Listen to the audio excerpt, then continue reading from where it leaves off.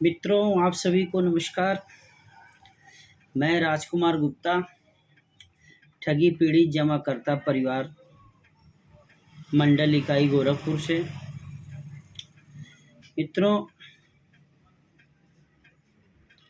जैसा कि आपको पता है, लगभग 1 माह हो गया और संगठन से इस्तीफा पत्र दो, इस्तीफा पत्र दो, इस्तीफा पत्र दो, यह हलचल जो है कि रुकने का नाम नहीं ले रही है। मित्रों,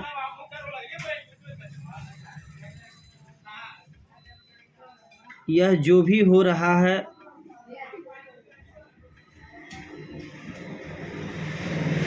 अच्छा नहीं हो रहा है। संगठन की नज़रिए से देखा जाए तो ये जो भी हो रहा है अच्छा नहीं हो रहा है। खैर, जो जाने वाले लोग हैं उनको हम लोग रोक भी नहीं पाएंगे। किसी भी तरह से रस्सी में बांध के रखिए तो भी वो रस्सी तोड़ के भी चले जाएंगे। तो मित्रों, जो जाने वाले लोग हैं उनको जाने दीजिए, उनको रोकने से कोई फ़ायदा नहीं। बाकी जो लोग संगठन में बने हैं, लगे हुए हैं, संगठन के कार्यों में दिन रात एक किए हुए हैं, उन सभी पदाधिकारी भाई या कार्यकर्ता भाई कह लीजिए, या निवेशक कह लीजिए, या अभिकर्ता कह लीजिए, उन भाइयों से मेरा निवेदन है कि अब समय आ गया है हम लोगों को ज़मीनी स्तर से काम करने का। मित्रों, मैंने ये आपको देख लीजिए एक ड्राफ्ट बनाया है, आप ऐसे देख सकते हैं, शायद दिख रहा है कि नहीं दिख रहा है। ये हमने एक संरचना बनाया है कि किस तरह से हम लोग किस बिंदु पे काम करेंगे, उसी पे हम आज चर्चा करेंगे आप लोगों से।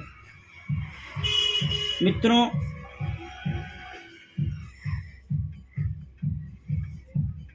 लोग कहते हैं कि 100 सिपाही अगर जो मर जाता है तो कोई दुख नहीं होता है, या उतना दुख नहीं होता है जितना 10 गो कमांडर मर जाते हैं।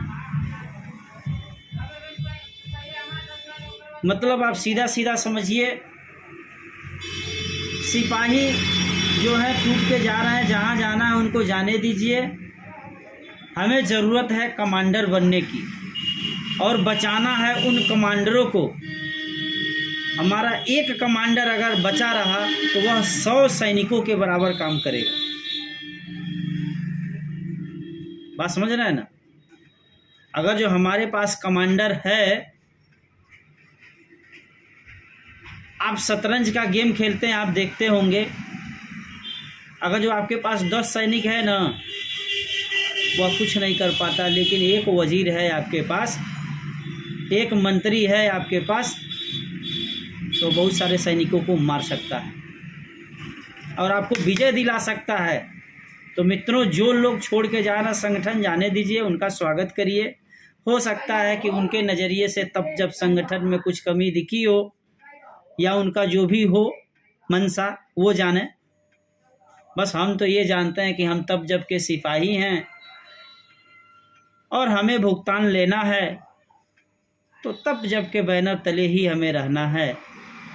बाकी हम स्वागत करेंगे उन साथियों का भी कि हो सकता है कि हम लोगों के तलवार में वो धार नहीं हो जिससे हम अपना लक्ष्य की प्राप्ति न कर पा रहे हों।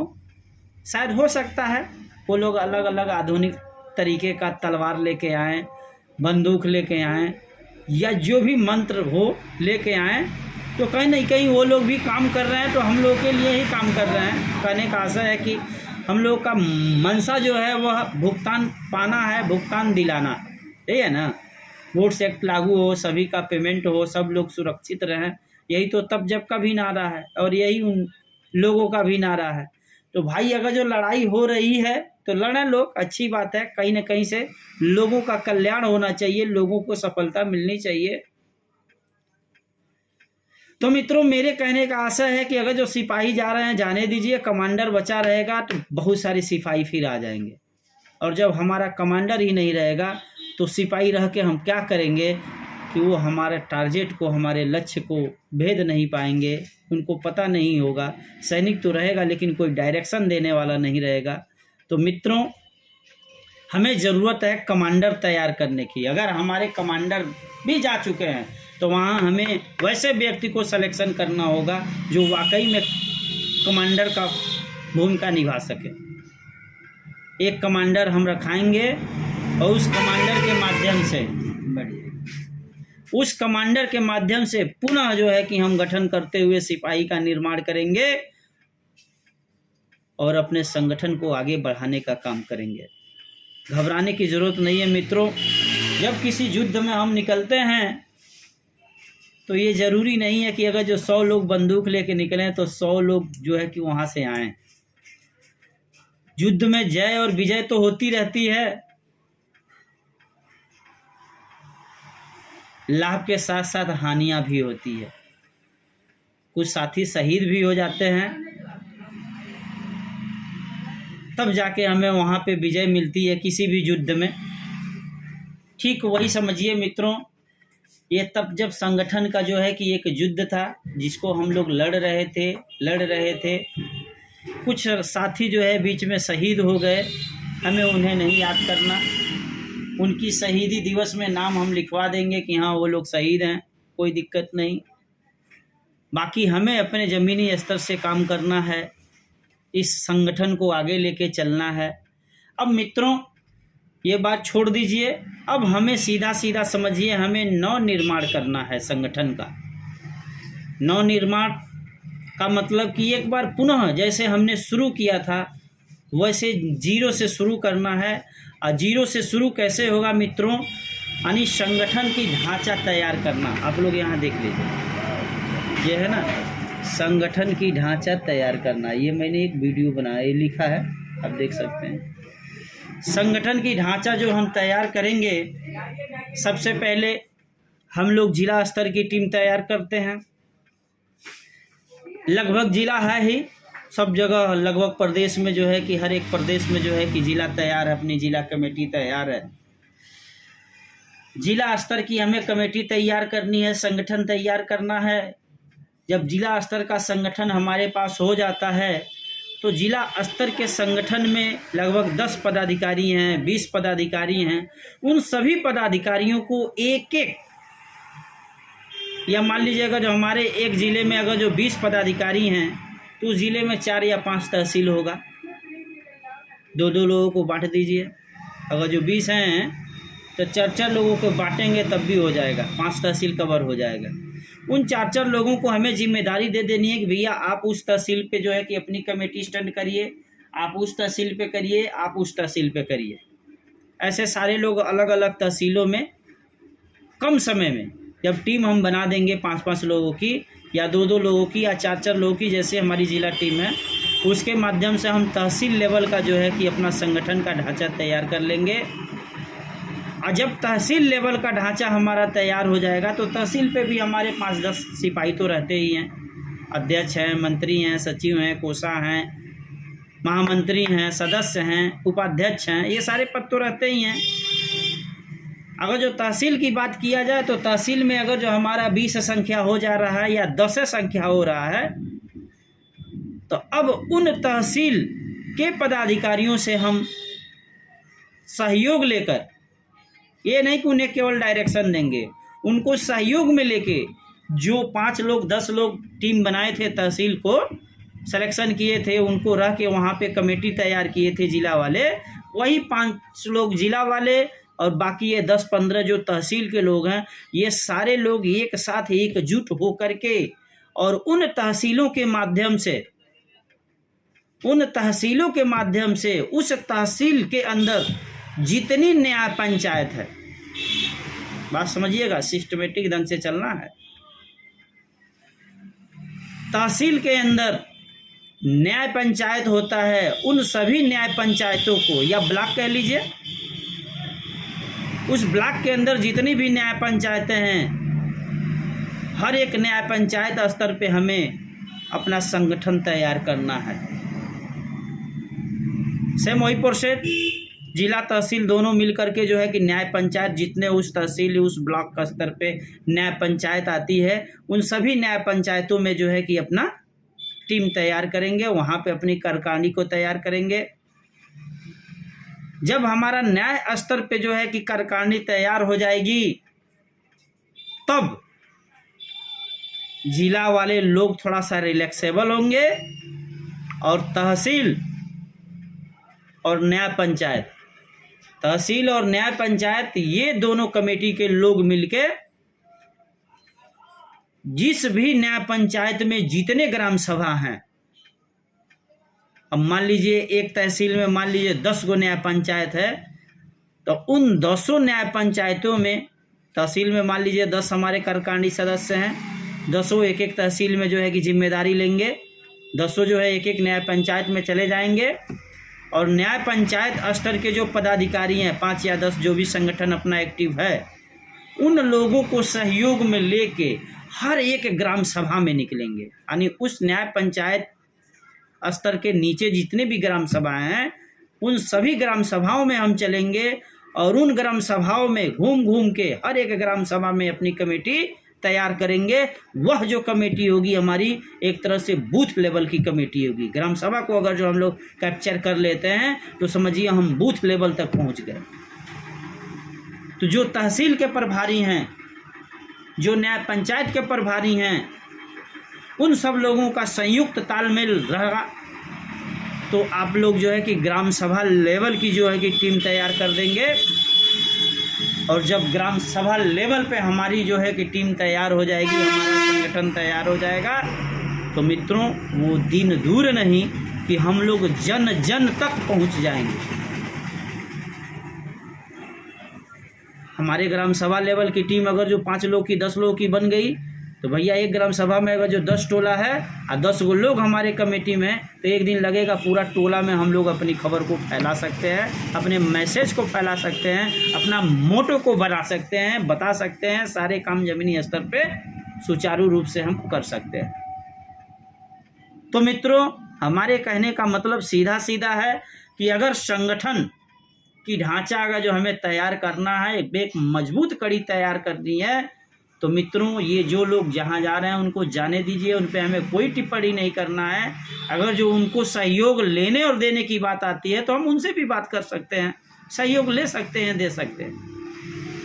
बशर्ते जो संगठन की बात है अपना, तब जब संगठन की बात जो मैं कर रहा हूँ, अगर जो हमें मजबूत होना है तो इस पहलू पे काम करना होगा और इस पहलू पे हम काम करेंगे तो एक दिन सफल होंगे। और सफल ही नहीं, हमारी संख्या इतनी तादाद में हो जाएगी, इतनी तादाद में हो जाएगी कि मोदी क्या पूरा विश्व जो है कि हम लोगों को देखेगा कि हाँ वाकई में कोई संगठन है।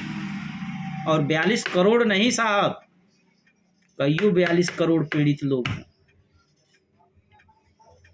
42 करोड़ परिवार है, लेकिन एक परिवार में लोगों का 55 लोग, 10-10 लोग, 2-2 लोग, 4-4 लोगों ने पैसा जमा किया हुआ है। बहुत ज़्यादा संख्या है, 42 करोड़ नहीं है।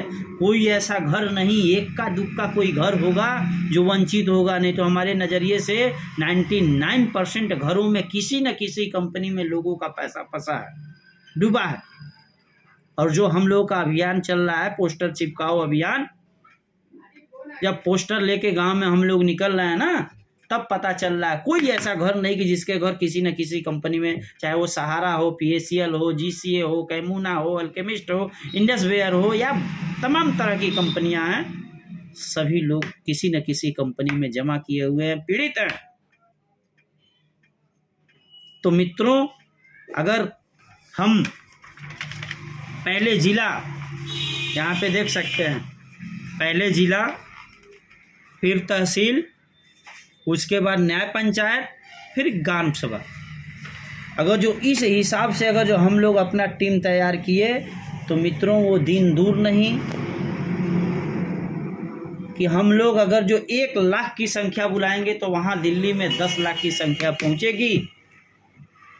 क्योंकि आज जो हमारा संगठन है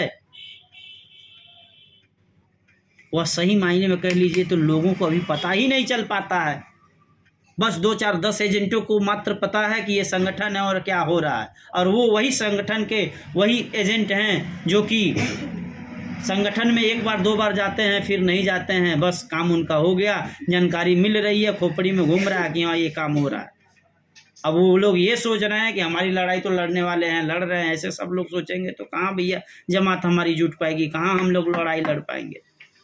तो जब हम इस स्ट्रक्चर के हिसाब से जिला से तहसील, तहसील से न्याय पंचायत, न्याय पंचायत से ग्राम सभा पे जब हम पहुंच जाएंगे तो वो 4 लोग और 10 लोग की बात नहीं रहेगी। हम जो भी मैसेज दिल्ली से भेजेंगे, उत्तर प्रदेश से भेजेंगे, जिला से भेजेंगे, तहसील से भेजेंगे, खटाक से सीधे जो है कि हमारी ग्राम सभा में जाके गिरेगी वो मैसेज। और जब ग्राम सभा लेवल के हमारे सारे पदाधिकारी जान जाएंगे तो भैया कोई उस जनबल को रोक नहीं पाएगा और कोई उस जनमत को तोड़ भी नहीं पाएगा। बस हमें उनके हितों की लड़ाई लड़नी है, अपना डूबा हुआ पैसा निकालना है और उनका निकलवाना है। दूसरी बिंदु मित्रों मैं चर्चा करूंगा अभी संगठन में विघटन से पहले जो है कि मैंने कई वीडियो बना के दिए थे। मुझे अंदेशा हो गया था कि कहीं ना कहीं जो है कि ये संगठन विघटन की ओर जा रहा है। तो मित्रों मैंने एजेंट सुरक्षा को लेकर के भी कई बार जो है कि माननीय संयोजक महोदय को भी वीडियो के माध्यम से समझाने का प्रयास किया। मैंने एक वीडियो भी भेजा था, कबड्डी कबड्डी मत करना भैया, एक वीडियो है कबड्डी कबड्डी से बच के रहना रे बाबा। मैंने उसमें अभी रिजाइन नहीं आया था, जो पहली रिजाइन है उसके पहले भी मैंने कहा था कि जो भी लोग हैं थोड़ा सा मीडिएशन का काम करें, लेकिन मीडिएशन मित्रों नहीं हो पाया। कोई बात नहीं मित्रों, हमारा जो दूसरा पहलू है एजेंट सुरक्षा को लेके, कहीं न कहीं आज यही अनियमितता हमारे संगठन तब जब में दिखा है, जिसके वजह से आज 2 विंग में जो है कि अपनी टीम बट गई है। एक भुगतान, दूसरा सुरक्षा। तो अगर सुरक्षा को लेके लोग चिंतित हैं, भयभीत हैं, या कोई दूसरा व्यक्ति उनके दिमाग में वो डर पैदा कर रहा है, मुझे उससे नहीं लेना है। लेकिन अगर जो सुरक्षा की बात उठ रही है और ये सार्वजनिक पटल है, तो हमें सुरक्षा के विषय में भी सोचना होगा, भुगतान के भी विषय में सोचना होगा। मित्रों ये सच बात है कि आज तक जितने भी कार्यक्रम हुए हैं उसमें 99% अभिकर्ता ही गए। और जब अभिकर्ता हमारा सुरक्षित नहीं रहेगा तो फिर लड़ाई कैसे लड़ी जाएगी। हमारे गले में ऐसे फांसी का फंदा डाला हुआ है और कोई और खींच रहा है बार बार, हम कब तक उपकार करेंगे। पहले हम सांस लेंगे तभी तो हम कुछ कर पाएंगे। तो इसके विषय में भी सोचना होगा मित्रों। इस तरह से संगठन विघटन हो जाएगा, अभी थोड़ा हुआ है, बहुत ज़्यादा हो जाएगा। तो अगर जो हमारा तब जब कमेटी इतना बड़ा संकल्प लिया है कि हम सबको भुगतान करा देंगे, सबके भुगतान के लिए लड़ाई लड़ी जा रही है 2 सालों से, तो भैया हम कह रहे हैं कि यहाँ हजारों ऐसे लोग हैं जो टॉप मोस्ट शीर्ष पे बैठे हुए हैं, पदाधिकारी हैं। क्या उसमें 2-4-5 गो की कमेटी नहीं बन सकती है जो सुरक्षा को लेके केवल दौड़ करे? सुरक्षा को लेकर के जिम्मेदारी दे दीजिए। माननीय संयोजक महोदय से हमारा कहना है कि 2-4-5 लोगों की ऐसी टीम बनाइए कि जो केवल सुरक्षा को लेके बात करें। अगर जो उत्तर प्रदेश में थानों से पीड़ित हो रहे हैं एजेंट, एसपी कार्यालय से पीड़ित हो रहे हैं एजेंट, चौकी इंचार्जों द्वारा पीड़ित हो रहे हैं एजेंट, तो ये हमारे संगठन का ही दायित्व है कि उन एजेंटों की सुरक्षा कैसे करी जाए। ये जरूरी नहीं है कि आप PIL दाखिल करें, लेकिन हमारे प्रदेश स्तर की कार्यकारिणी, राष्ट्रीय स्तर की कार्यकारिणी आखिर क्या करी है?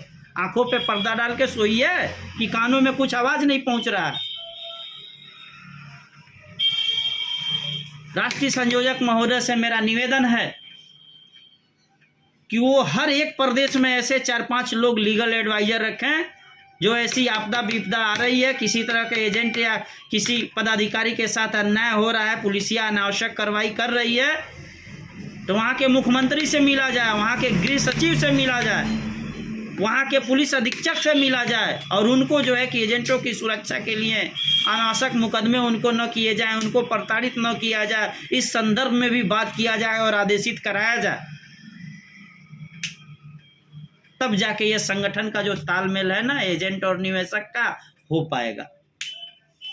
जब से ये फार्म वेरिफिकेशन होना शुरू हुआ है, आप पदाधिकारी हैं, आप सभी लोगों को पता है कि जब से ये डॉक्यूमेंट वेरिफिकेशन का काम हुआ है तब से जितने थानाध्यक्ष हैं, जितने चौकी इंचार्ज हैं, उनकी कमाई बढ़ गई। वेरिफिकेशन के नाम पे कस्टमर का फार्म पे तो नाम और नंबर रही है, तुरंत घंटी दबा रहे हैं, हाँ भैया क्या है, आओ चौकी पे आ जाओ, थाने पे आ जाओ, वो बंदा गया, क्या मामला है तुम्हारा, तो साहब फला एजेंट ने हमारा इस कंपनी में पैसा जमा करवा दिया साहब, पता नहीं क्या क्या है, उसी ने कहा था ले जाके तहसील में जमा कर दो फॉर्म, मैंने ले जाके जमा कर दिया। चौकी इंचार्ज थाना अध्यक्ष जो है कि तुरंत एजेंट का नंबर ले रहे हैं, उनको फ़ोन लगाए, भैया कहाँ हो, आ जाओ तो कल सुबह चौकी पे, थाने पे। अब एजेंट सुबह जा रहा है, एक तरफ पार्टी, एक तरफ एजेंट और एक तरफ साहब, बताओ भाई मामला क्या है, तो बोला साहब ये वो कंपनी थी, ऐसे ऐसे मामला है। चुप बेहुदा, ऐसे बोल रहे हैं लोग, चुप बेहुदा, पैसा इसका जमा करा दिए, फंसा दिए और तुम उल्टे हो रहे हो, इसका पैसा दो। ये तरीके है, ये सलूक है, ये रियल मैं बात बोल रहा हूँ। अब एजेंट वहाँ भयभीत हो जा रहा है। एक नॉर्मल अभिकर्ता, एक नॉर्मल सदस्य जब भयभीत हो रहा है तो किसको फ़ोन लगाता है, तहसील अध्यक्ष को, जिला अध्यक्ष को। तो जिला अध्यक्ष महोदय खुद इस पीड़ा से पीड़ित हैं, उनकी मोटरसाइकिल थाने पे रोक दी जा रही है, वहाँ का एसओ कह रहा है भैया भुगतान करो नहीं तुम्हारे ऊपर मुकदमा हो जाएगा। तो बताइए जब जिला अध्यक्ष पीड़ित है तो एक नॉर्मल सदस्य की क्या बात करेंगे। और प्रदेश में बात करिए तो प्रदेश में जो बात करने वाले थे वो पहले ही रिजाइन दे चुके हैं, दूसरी कोई कमेटी टीम का पता नहीं है। मदन लाल आज़ाद के पास तो सर के पास नहीं ना फ़ोन लगाया जाएगा कि भैया आइए थोड़ा हमको बचाइए। इसलिए यहाँ पे एजेंटों के सुरक्षा के लिए भी टीम बनानी होगी, 2 4 10 लोगों की एक टीम हो प्रदेश लेवल में, जो प्रदेश के आला अधिकारियों से इस विषय पे मिल के बात करें और आदेशित कराएं, तब जाके ये तालमेल बैठ पाएगा। मित्रों, हो सकता है कि मेरी बातों से कहीं किसी को त्रुटि बस जो है कि बुरा लगा हो, तो मैं उसके लिए क्षमा प्रार्थी हूँ। मित्रों, मैं रिजाइन देने वालों में से नहीं हूँ, मैं दिल खोल के अपनी बात कहने वालों में से हूँ।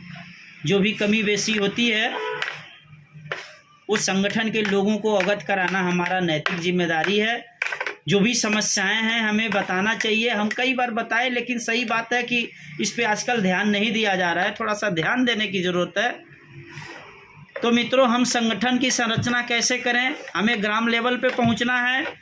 एजेंट सुरक्षा को लेके जो पैसा खा लिया उसके ऊपर मुकदमा लिखाए, जेल जाए, कोई बात नहीं, लेकिन जिस एजेंट ने कंपनी में पैसा जमा कराया, बाकायदे उसको रसीद बांध दिया है और इस टाइप का मामला है, आपके संगठन के साथ जुड़ा हुआ है, आपका और कस्टमर का सहयोग कर रहा है, वैसे एजेंट अगर जो पीड़ित हो जाए इस पीड़ा में, तो उसके लिए चिंता का विषय बन रहा है। और जब चिंता का विषय बन रहा है तो इसमें तब जब संगठन को ये चाहिए कि इस पे विचार करे, 1 2 4 पैनल की कमेटी बनाएं और हर एक प्रदेशों में जहां ज़्यादा पीड़ा आ रही है वहां के प्रदेश सचिव से, गृह से, चाहे कानून मंत्री से मिल के इसके विषय में सभी एसपी के नाम, सभी डीएम के नाम एक लेटर जारी हो और वहां के एसपी जो है कि सभी थानों में वो लेटर भेजें, जिससे कि अभिकर्ताओं को अनैतिक रूप से परेशान न किया जाए और उनके ऊपर बिल्कुल FIR न दर्ज किया जाए जब तक कि उस कंपनी का मामला एकदम फाइनल नहीं हो जाता इस कानून के तहत। तो मित्रों, इन्हीं सब बातों के साथ आपको पुनः नमस्कार।